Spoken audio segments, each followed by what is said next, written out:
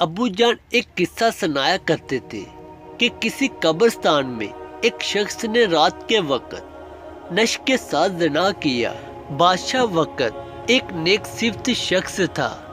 اس کے خواب میں ایک سفید پوش آدمی آیا اور اسے کہا کہ فلاں مقام پر فلاں شخص گناہ کا مرتکب ہوا ہے، اور اسے حکم دیا کہ اس زانی کو فوراً بادشاہی دربار میں لا کر اسے مشیر خاص کے عہدے پر مقرر کیا جائے۔ بادشاہ نے وجہ جاننی چاہی تو فوراً خواب ٹوٹ گیا۔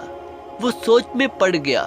بہرحال سپاہی روانہ ہوئے اور جائے وقوع ہر پہنچے۔ وہ زانی شخص وہی موجود تھا۔ سپاہیوں کو دیکھ کر وہ بکلا گیا اور اسے یقین ہو گیا کہ اس کی موت کا وقت آن پہنچا ہے۔ اسے بادشاہ کے سامنے حاضر کیا گیا۔ بادشاہ نے اسے اس کا گناہ سنایا اور کہا، آج سے تم میرے مشیر خاص ہو۔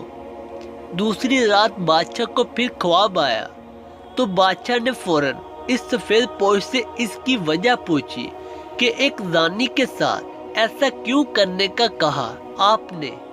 سفید پوش نے کہا، اللہ کو اس کا گناہ سخت ناپسند آیا، کیونکہ اس کی موت کا وقت نہیں آیا تھا، اس لیے تم سے کہا گیا کہ اسے مشیر بنا لو تاکہ وہ عیش میں پڑ جائے اور کبھی اپنے گناہ پر نادم ہو کر معافی نہ مانگ سکے، کیونکہ اس کی سزا آخرت میں طے کی جا چکی ہے۔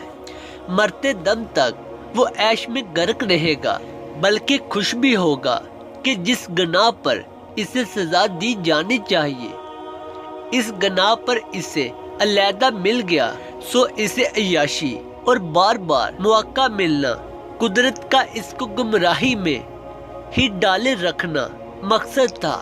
ابو اٹھے، میرے سر پہ ہاتھ رکھا اور کہا، بیٹا جب گناہوں پر آسانی ملنے لگے تو سمجھ لینا آخرت خراب ہو گئی اور توبہ کے دروازے بند کر دیے گئے تم پر۔ میں سن کر حیران رہ گیا، اپنے گریبان میں اور آس پاس نگاہ دوڑائی۔ کیا آج ایسا نہیں ہے؟ بار بار گناہوں کا موقع ملتا ہے ہمیں، اور کتنی آسانی سے ملتا ہے، اور کوئی پکڑ نہیں ہوتی ہماری۔ ہم خوش ہیں، عیش میں ہیں۔ کتنے ہی مرد خواتین کتنی ہی بار گھٹیا فعل کے مرتکب ہوتے ہیں، اور مرد عورت اسے اپنی جیت کا نام دیتے ہیں، اور اگلی بار ایک نیا شکار ہاتھ میں ہوتا ہے۔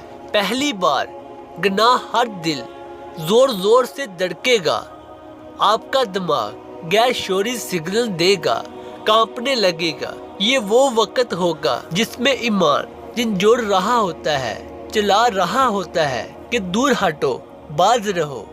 دعا ہے کہ اللہ تعالی ہم سب کو اس پر عمل کرنے کی توفیق عطا فرمائے۔